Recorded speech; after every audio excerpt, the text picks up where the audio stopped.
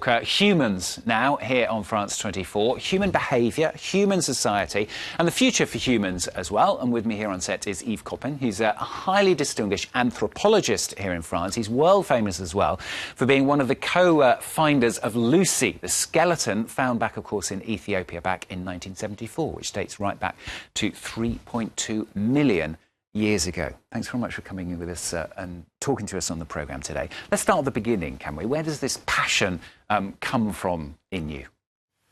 Well, actually, I don't know.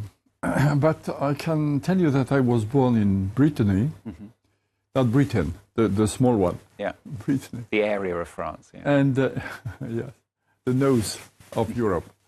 And in Britain, there are very... a lot of big stones of megalith, which are dated from the Neolithic, about 7,000, 8,000 years, not million this time.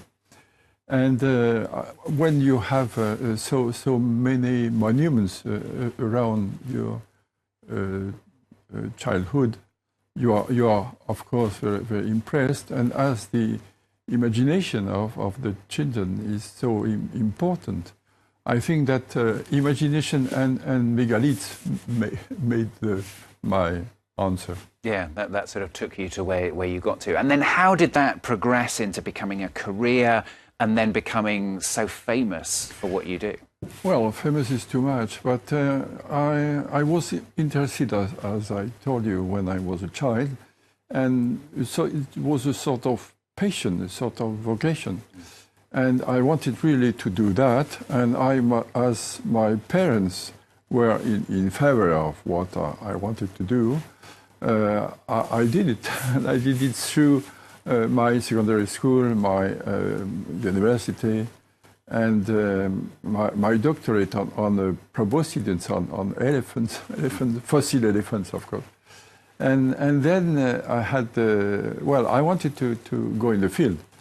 And I did a lot of field research in Africa during 20 years, but also in Asia, in Russia, for instance, in Siberia, and also in Mongolia, and also in China, and also, well, not everywhere, but in many countries. And I'm very old.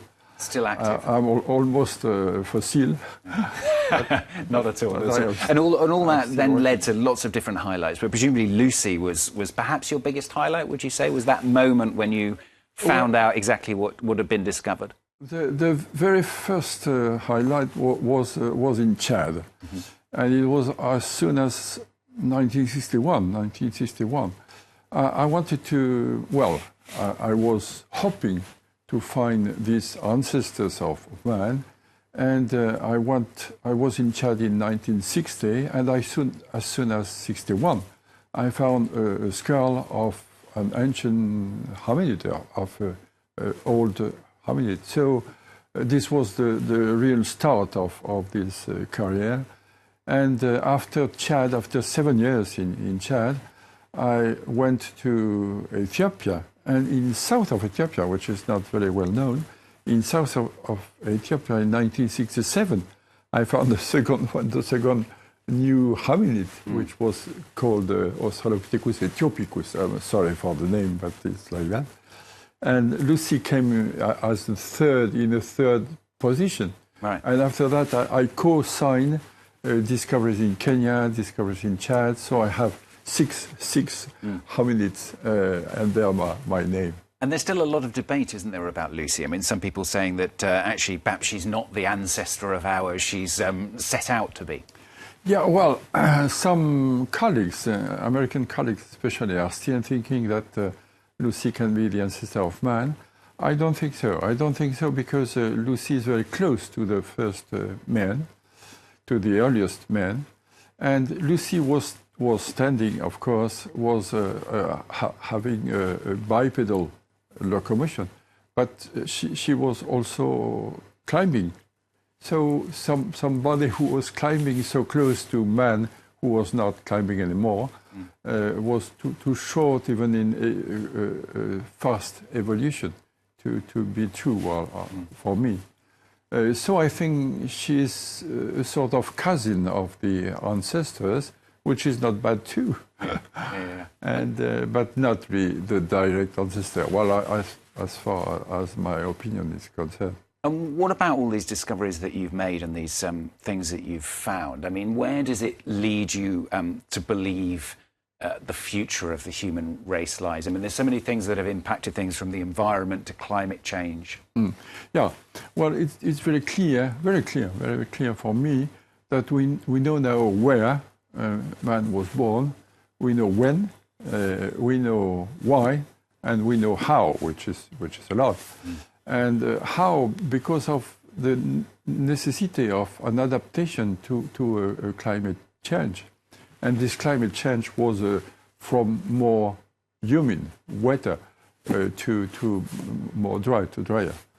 And this is an adaptation which happens 3 million years ago.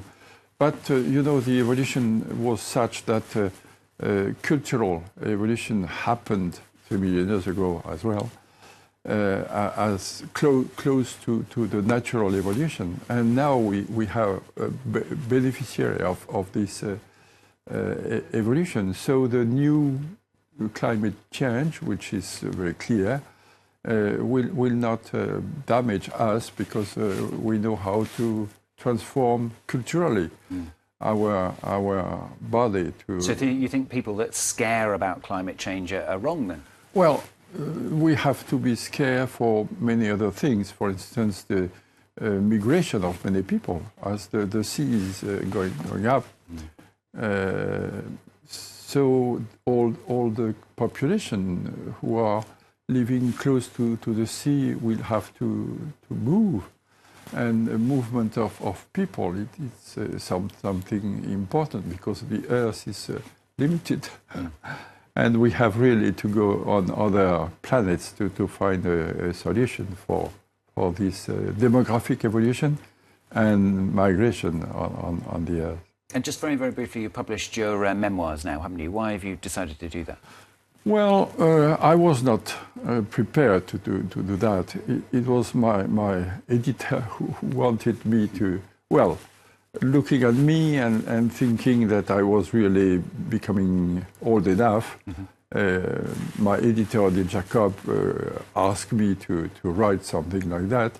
And I, at last, accepted, and I was happy to do that. I found that it was quite interesting to look behind and have a sort of paleontology of your own life.